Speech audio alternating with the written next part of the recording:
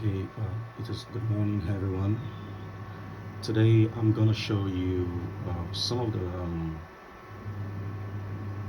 tremendous performance experience from this my Conest XW 2024 Schneider brand. Okay, and this is the SCP. Um, I, I actually attached the BTX, which is the battery temperature sensor, to the system and to see what the performance is all about. And I actually did that, and I put that into my freezer. Okay, I put that into my freezer, and here's what I have.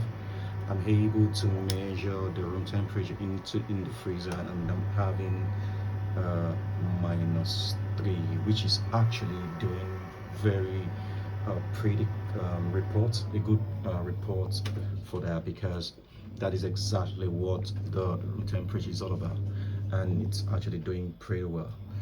This actually the system, this Schneider also maintain the floats for a lithium battery without the need of a communication.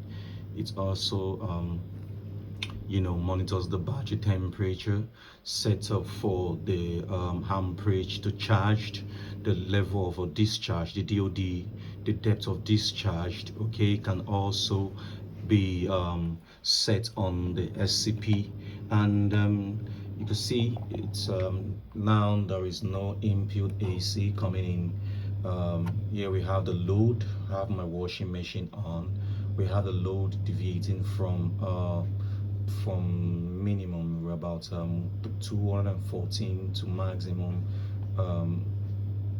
400 and something. Then we have the current the load is taking. We have about 2.6 amps, 2.6 amps is taken from the load. Okay, and you can imagine now the temperature falls to -1.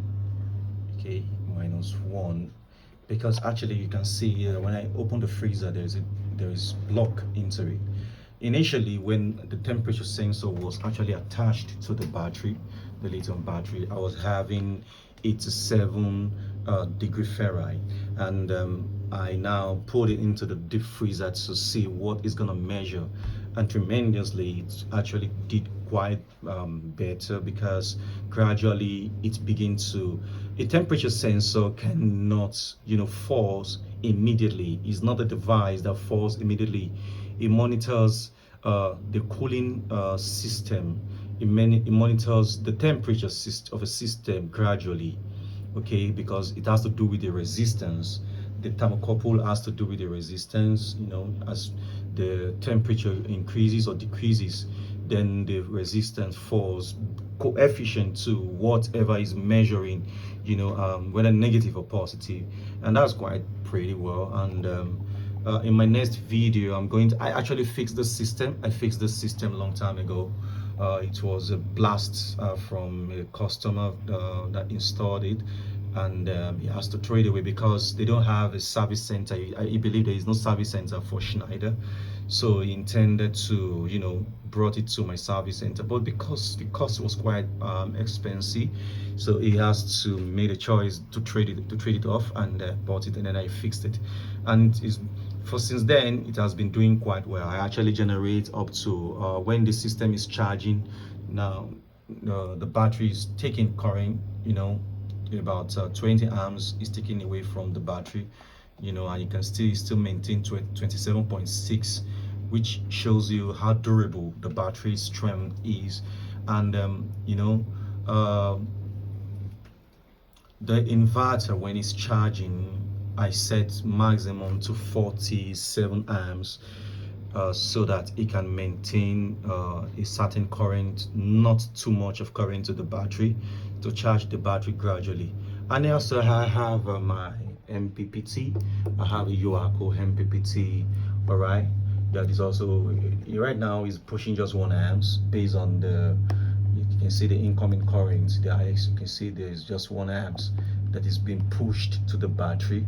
1 amps is pushed to the battery. Because of that is because the sun level is very low now and there is no much sun, so the PV panel is about 77 volts.